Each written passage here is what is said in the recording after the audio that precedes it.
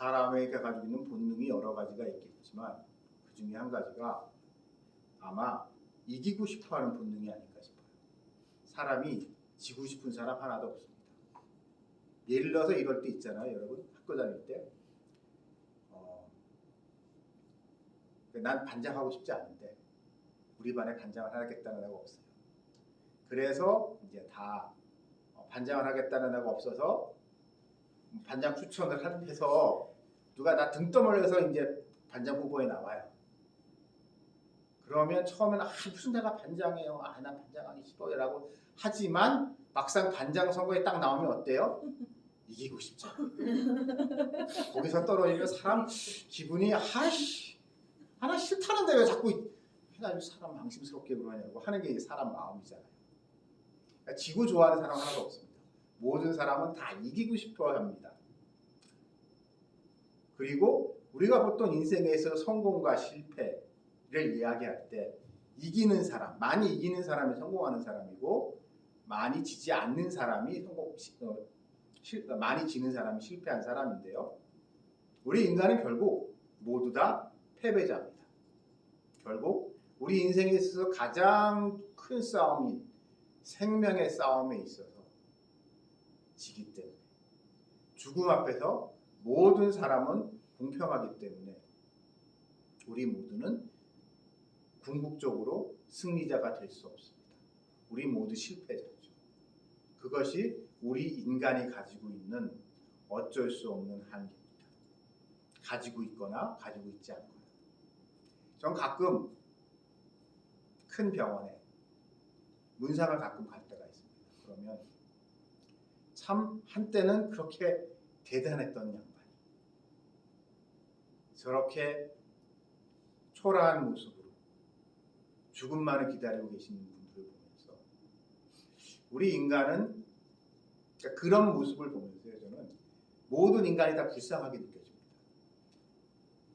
다 아무리 잘났다고 하고 아무리 그런 인간이라고 하더라도 그냥 저 인간은 딱 언젠가 되면 다 갈 인간이다. 나도 가고 저 인간도 간다라고 생각하면 사람에 대해서 좀 너그러워질 수 있는 것 같아요. 그리고 그렇기 때문에 그 사람이나 저나 우리 모두에게는 우리의 구주 되신 예수 그리스도가 필요하신 거죠. 오늘 이 본문에서 예수님은 되게 흥미로운 모습을 보십니다. 자, 예수님이 성모 마리아의 몸을 통해서 이 땅에 오셨습니다. 그러고 난 다음에 성경에는 잠깐 얘기가 등장하지만 한 30년 동안 조용히 계셨어요. 조용히 계시다가 어느 날 갑자기 오늘 이 본문에서 등장을 하십니다. 사람들 중에 가끔 이 30년 동안에 예수님이 뭐 했을까 가지고 엉뚱한 상상들을 하는 사람들이 있는데 성경에 기록되지 않았다는 건 알 필요 없기 때문에 그런 거거든요. 그러니까 쓸데없이 여러분도 그런 거 알려고 하지 마세요.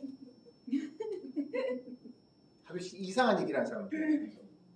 근데 30살쯤 된 예수님이 갑자기 세상에 하나님의 아들로 등장을 하십니다. 오늘 이 본문에서. 그러면서 첫 번째 등장하시는 게 요단강에서 지금 한참 잘 나가고 있는 세례 요한에게 세례를 받으십니다. 저는 이 본문을 처음 접했을 때 약간 엉뚱한 생각을 했어요. 예수님이 세례를 왜 받으시지? 예수님은 하나님의 아들이시잖아요.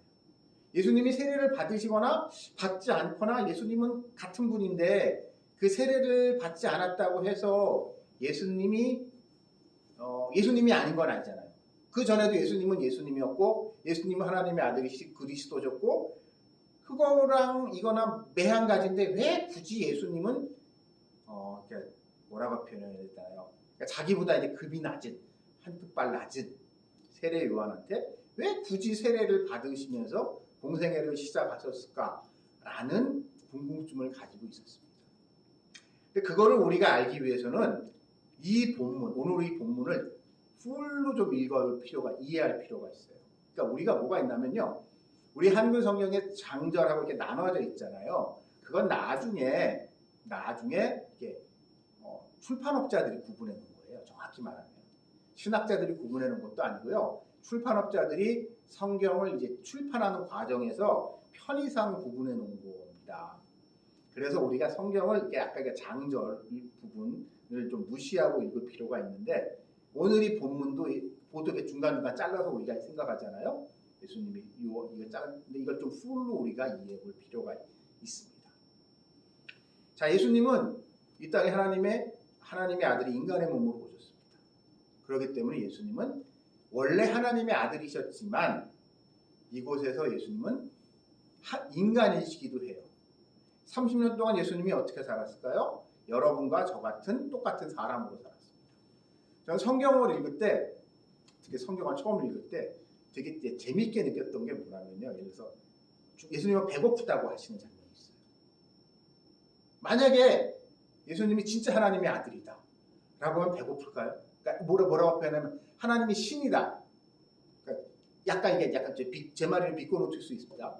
아니 그 배고프다고 하게 되면 예수님이 오병이어 기조로 사람들 먹이셨잖아요. 그런 식으로 자기도 뭐 해가지고 이렇게 먹으면 되잖아.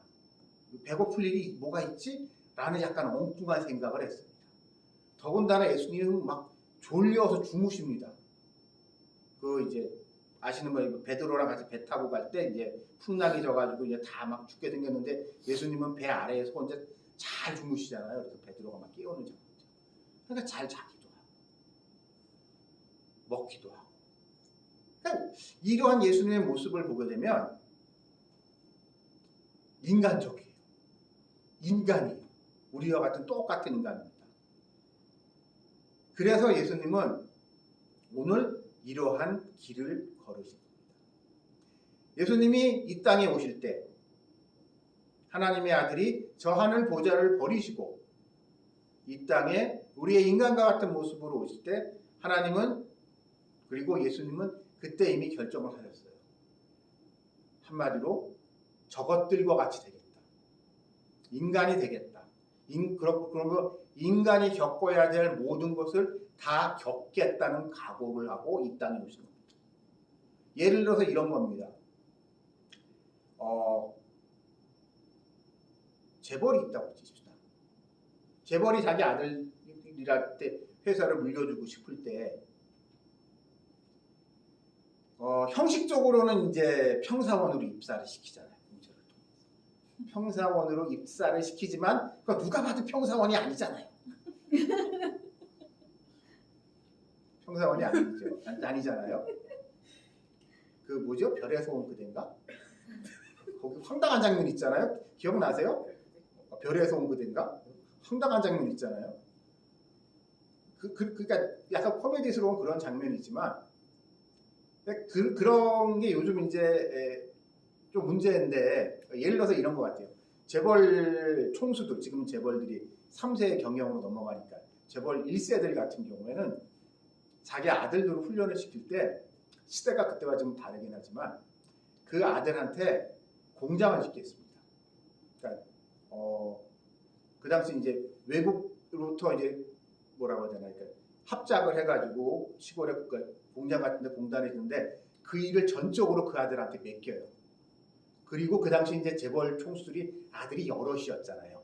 아들이 한 명이 아니잖아요, 지금까지. 그때는 뭐 재벌 어느 회장님은 자기 아들 이름도 다 기억 못했다고 할 정도로 자식이 많았으니까 그 아들들한테 이렇게 사업 하나하나 띄워줄 가지고 테스트를 하는 거예요. 그러면은 정말 시골 그 이제 공장 같은 건 자기 아버지가 마련했지만 거기 가가지고 땅 고르는 거, 땅 이거 기초공사하는 것까지 다 현장에서 팍팍 불러야만 했거든요. 옛날에는. 그런 식으로 이게 그러니까 그때 진짜 어떻게 평사원 같은 입장이었죠.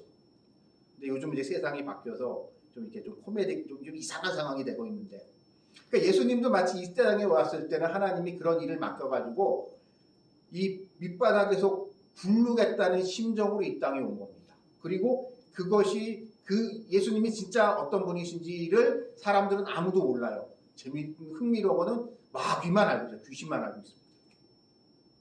그래서 예수님이 이 땅에 딱 오셨을 때 인간의 모습으로 인간의 구원자가 되시기 위하여 인간의 죄를 감당하시기 위해서는 인간이 죄를 짓게 되는 것, 그 죄의 무게를 예수님도 아셔야 됐어요. 우리가 인간이기 때문에 죄를 짓잖아요. 그러면 인간이기 때문에 죄를 짓기 위해서 인간으로 살기 때문에 죄를 지을 수밖에 없는데 이 죄에서 벗어나기 위해서 가장 먼저 해야 되는 게 뭐냐? 성경적으로 봤을 때 세례라는 거죠. 그러니까 여러분 우리가 세례를 받으면 세례는 여러분 우리 구원의 시작입니까? 완성입니까? 시작입니다. 그러니까 이게 이제 카톨릭하고 개신교하고 조금 이 부분에서 갈라져요. 개신교하고 카톨릭하고 좀 갈라지는데 카톨릭에서는 이제 이론적으로는 세례만 받으면은 지옥은 안 가요. 지옥은 안 가. 그래서 세례는 받았는데 나쁜 일을 많이 해? 그럼 연옥에 가서 몸으로 때워야 되는 거예요.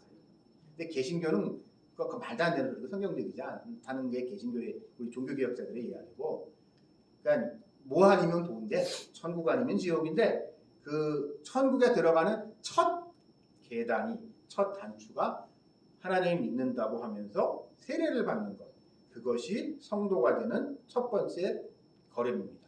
그래서 예수님은 우리 인간들과 또 그것에 모범을 보이시기 위해서 예수님은 그것 요단강가에서 자기보다 끝발이 한참 아래인 세례 요한한테 세례를 받으셨습니다.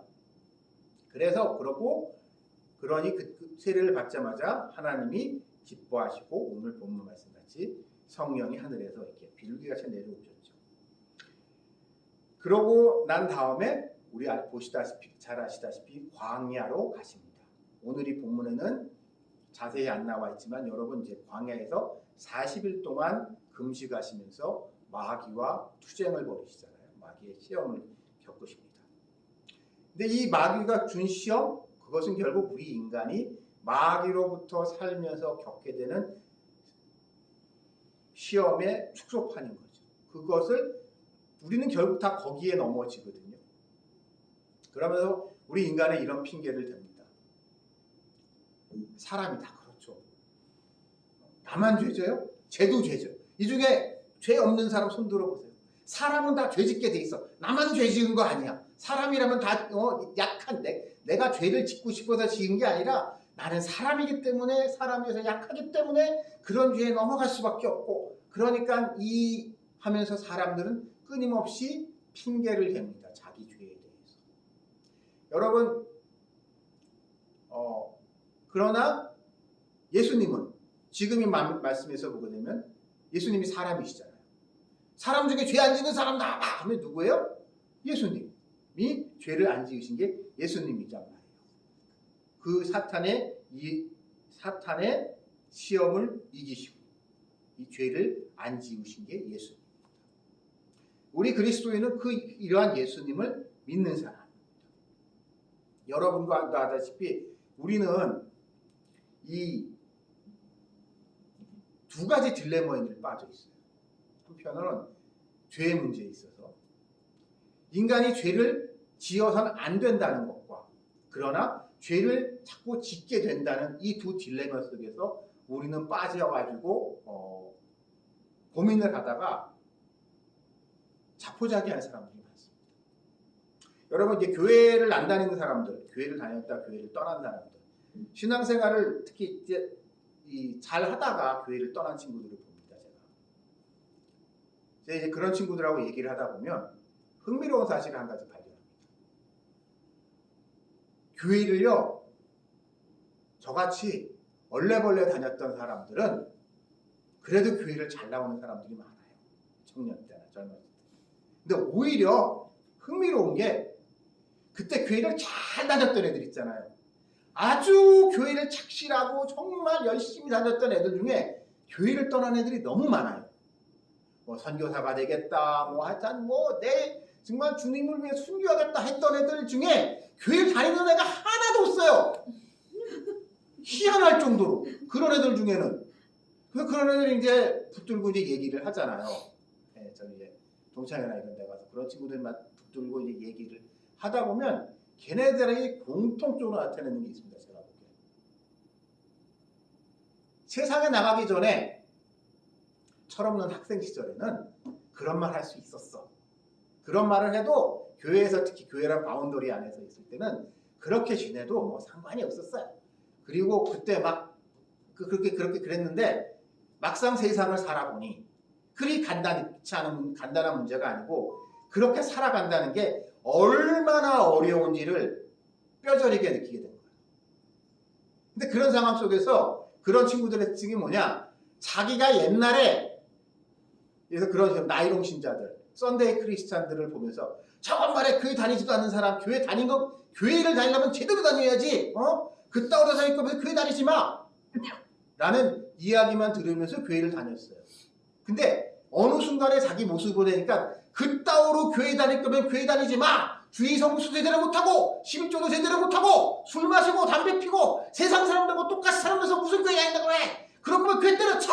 라고 하면서 하던 그 남자의 그 사람의 모습이 내 모습이 돼 있는 거예요. 어느 순간에. 그리고 내가 그 모습이 되지 않으면 도저히 세상을 살아갈 수 없다는 그런 절박한 현실에서 고민을 하게 되고, 그러니까 그 친구들의 결론은 뭐예요? 대부분 에라 모르겠다. 그러면서 이제 그런 친구들이 결론적으로 저가 그런 애들 붙들고 얘기를 한참 보면 걔네들이 하는 말이 뭔지 아세요? 결론적으로 야 경빈아 이 말이 다 아닌데 그래 나이 들어서 갈게. 아직은 내가 지금은 안 돼. 지금 내 처지 알지 않니? 내가 나이 들어서 니네 교회 갈게. 지금은 못 가지만 너 나이 들어서 갈게.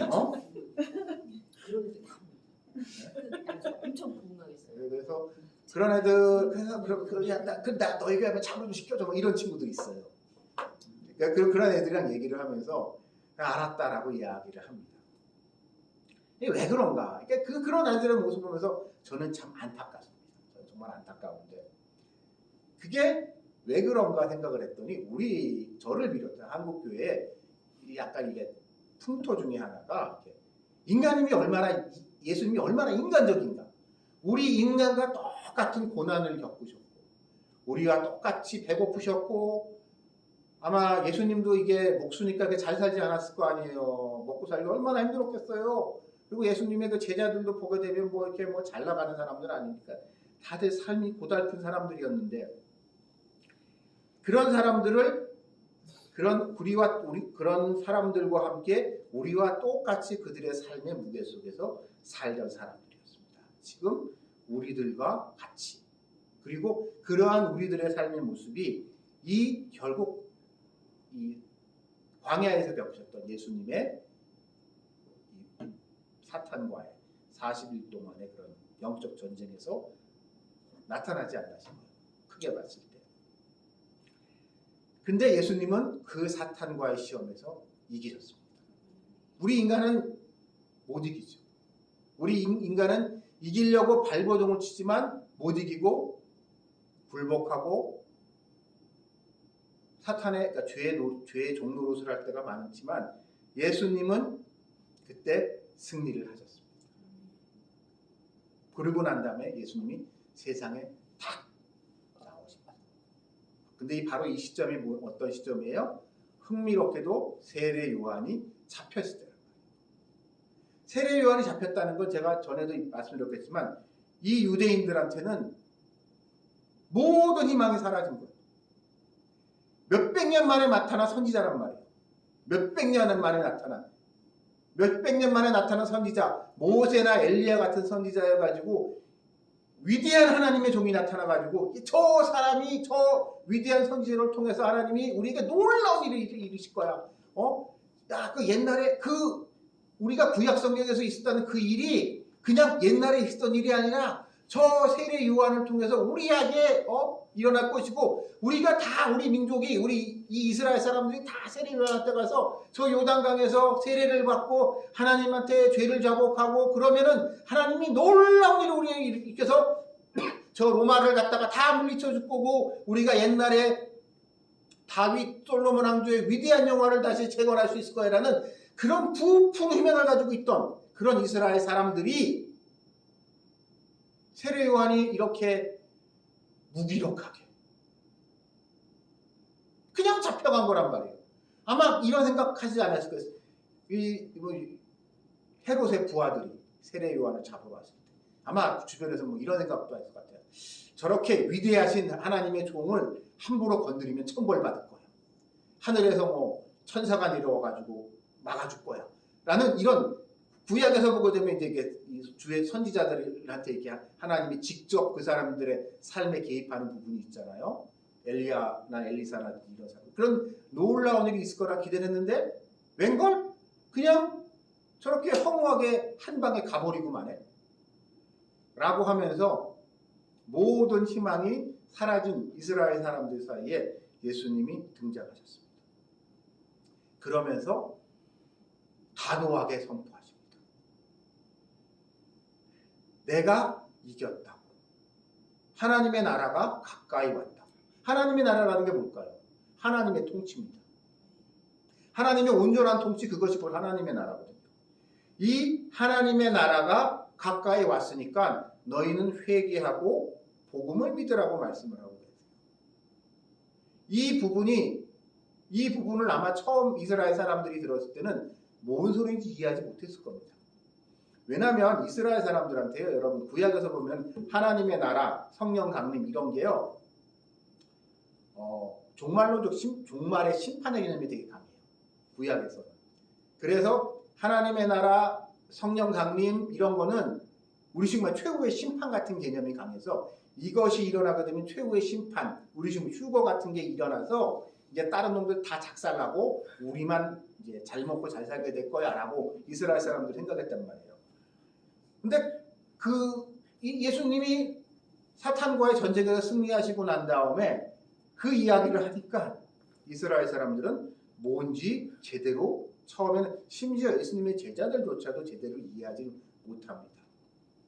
왜냐하면 이것은 혈과 육의 싸움이 아니기 때문에. 여러분, 로마가 과연 악일까요? 그러니까 전 이거 기독교라는 이유가 되게 흥미로운 게 그거예요. 기독교는요, 되게 이중적입니다.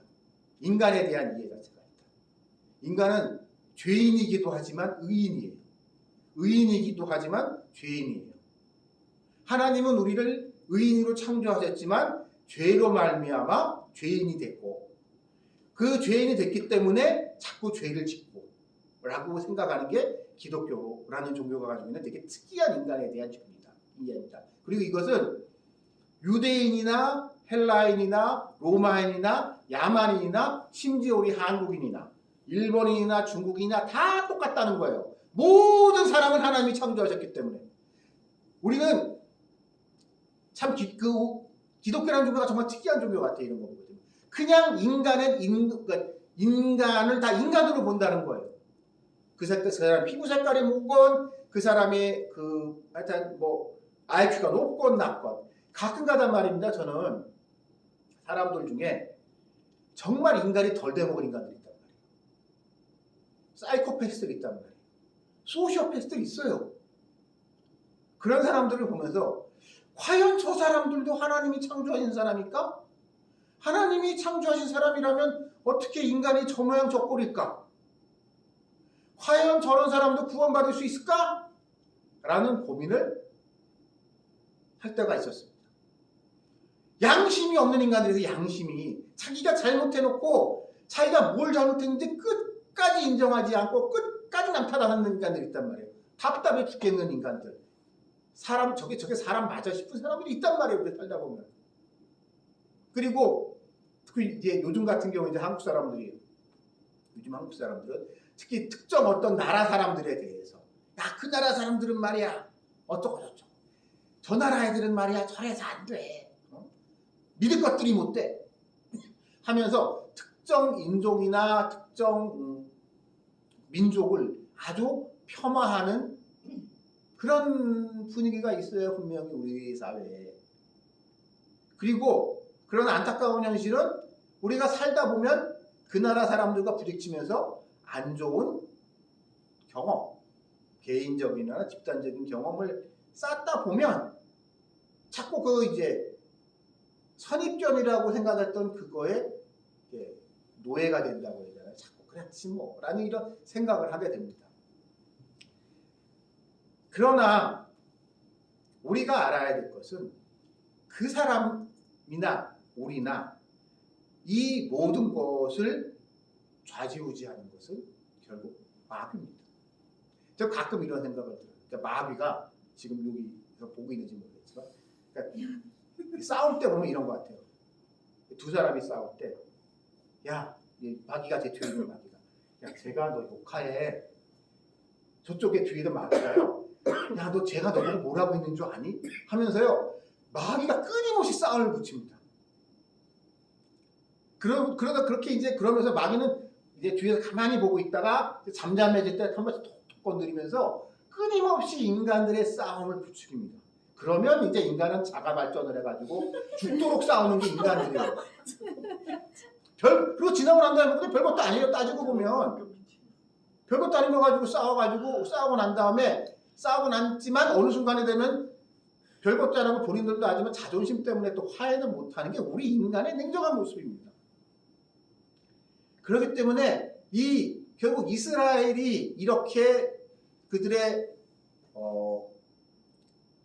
삶이 곤궁한 이유, 그리고 이건 결국 마귀 때문이고, 그들을 지금 지배하고 있는 로마인들도 이스라엘 사람들의 사고방식으로는 저것은 이방인이고 이 땅에서 물러가야 할 사람들이고 다 죽어 마땅한 사람이고, 선지자 엘리야가 하나님한테 기도했더니 순식간에 하룻밤 사이에 떼죽음 당했던 아수르의 군대들 같이 수십만 명이 하룻밤에 천사가 되어서 저놈들 다 그냥 작살내주기를 바라는 그런 사람들이었지만, 하나님이 보시기엔 그들도 다 하나님이 사랑하는 아들, 딸들이고, 여러분 아무리 나쁜 사람도요 생각보다 개인적으로 만나면요 괜찮은 사람들 많습니다. 오히려요, 제가 흥미로운 얘기 들었는데, 남미 쪽 선교사님들한테, 남미 쪽 선교관, 그러니까 이 나라 전으로 선교사님들을 만나잖아요. 거기서 이제 만났던 선교사님 중에 이제 남미에서 오신 선교사님들이 있는데, 우리가 남미라면 가지고 있는 선입견 중에 하나가 이게 마약 카르텔이잖아요. 무지하게 막 그런 거 아니, 그러니까 무지하게 뭐 살벌한 마약 카르텔인데, 그런데 어떻게 사역하시는지. 그런데 근데 그 선교사님들 얘기가 뭐예요? 개인적으로 좋은 친구들이라는 거예요. 역설적으로 이 마약 카르텔의 사회에서 인정을 살아남으려고 되면 사람이 정말 젠틀하고 약속을 잘 지켜야 된대요. 그러니까 주목이 법이고 약속을 안 지키면은 총 맞아 죽으면 다행이죠. 그렇기 때문에 약속을 칼같이 지켜야 되고 정말 개인적으로 신뢰할 만한 사람들이라는 거예요. 그런 사람들만 그 무지막지한 사회에 살아남을 수 있대요. 그래서 개인적으로 정말 좋은 사람들이라는 거예요. 근데 어쩌다가 그 사람이 살아서 태어난 그 환경이 그 일을 그 사람이 하지 않으면 안 되게끔 몰아가는 거죠. 그래서 이제 그렇게 우리가 보기에는 저런데 사람 어떻게 살지? 이런 삶을 그 사람들은 살고 있다고 하더라고요. 그렇기 때문에 우리는 죄를 짓는 사람에 대해서요, 사랑까지는 힘들겠지만 그 사람에 대해서 조금은 객관적으로 바라볼 필요가 있습니다. 그를 둘러싸고 있는 저 흑암의 세력에 대해서. 근데 오늘 이 본문의 말씀에서 예수님은 단호하게 말씀하십니다. 내가 이겼다. 나는 이겼다. 나는 이겼으니까 내 뒤에 붙어. 내 뒤에 붙어. 여러분, 복음이라는 말, 저는 복음이라는 말을 어려서부터 교회 다니면서 많이 들었지만 그거에 대해서 별로 심각하게 생각하지 않았습니다. 진지하게 생각하지 않았습니다. 근데 제가 신학을 공부하면서 이렇게 저렇게 공부한 것 중에 가장 저에게 유익했던 가르침은, 복음은요 이미 이겼다는 거예요. 복음을, 그러니까 번역을 복음보다 제가 이 말이 좀 더 정확한 것 같습니다. 승전보입니다. 복음은 승전보입니다. 전쟁을 했는데 이겼다는 거예요. 그냥 단순히 우리 굿뉴스라고 얘기하잖아요. 굿뉴스가 아니에요. 이거는 이미 끝났다는 거예요. 전쟁에서 우리가 유리하다는 게 아니고 전쟁에서 이길 것 같다는 게 아니고 또 아니고 이미 전쟁 끝났다는 거예요. 다 이겼다는 거예요. 그러니까 내가 이겼으니까 내 뒤에 붙어. 내 뒤에 붙으면 너희 돼. 라고 오늘 하시면서 예수님은 단호하게 말씀하고 계시는 겁니다. 오늘 이 말씀을 시작으로 이제 예수님은 본격적으로 이 땅에서 하나님의 아들로서 내 삶을 살아가십니다. 그러고 우리 또한 그 예수님이 2000년 전에 하셨던 그 일의 연장선상에서 어찌 여러분 우리 상식적으로 생각을 해보십시오. 2000년 전에 어느 한 우리랑은 아무 상관이 없는 저 멀리 지금도 치고받고 맨날 싸우고 있는 저 동네에 아무것도 내세울 것 없는 청년 목수가 했던 이야기가 지금 우리가 이렇게 듣고 있잖아요. 저는 이것이야말로 기적이 아닐까요? 저는 로마 역사를 봅니다. 로마는 수많은 종교가 경쟁하는 사회예요. 그리고 수많은 세력들이 서로 투쟁하는 사회예요. 그리고 기독교는 그 와중에서 절대로 불리한 상황이었고 유리할 거라고는 하나도 없는 상황이었습니다. 근데 어찌어찌 하다 보니 여기 이 순간에 여러분과 저는 그 한 사람 나사렛 예수 그리스도를 이렇게 같이 섬기면서 예배드리는 자리에 있습니다. 저는 이것이야말로 승리가 아닌가 싶습니다. 어느 누구도 할 수 없고 어느 누구도 엄두도 못하는 이 일을 하신 예수님의 그 놀라운 능력 때문에 여러분과 제가 지금 이 자리에서 주님을 섬기듯 여러분 앞으로도 우리 그러므로 이런 예수님을 자랑하고 마지막 순간까지 사람들한테 전하고 자랑스러워하고 세상 사람들은 요즘 이제 제가 왜 이 얘기를 하냐면 뭐 교회 관련된 이제 뉴스 같은 거 보면 맨날 한국 교회 어렵다 힘들다 성도들 줄어든다 맨날 망하는 소리 죽는 소리만 해요. 근데 여러분 언제나 그랬어요. 세상 사람들은요 교회 다니는 사람 좋아한 적 없습니다. 다 예수쟁이라고 욕먹었고 재수 없다고 욕먹고 원래 그런 거예요. 그러므로 여러분 우리 마지막 그때까지 희망을 잃지 않고 용기를 가지고 살아가시는 여러분들이 되시기를 주님의 이름으로 축원합니다. 같이 기도드리시겠습니다. 하나님 아버지 감사합니다. 오늘도 이렇게 주님 함께 예배드릴 수 있게 하시며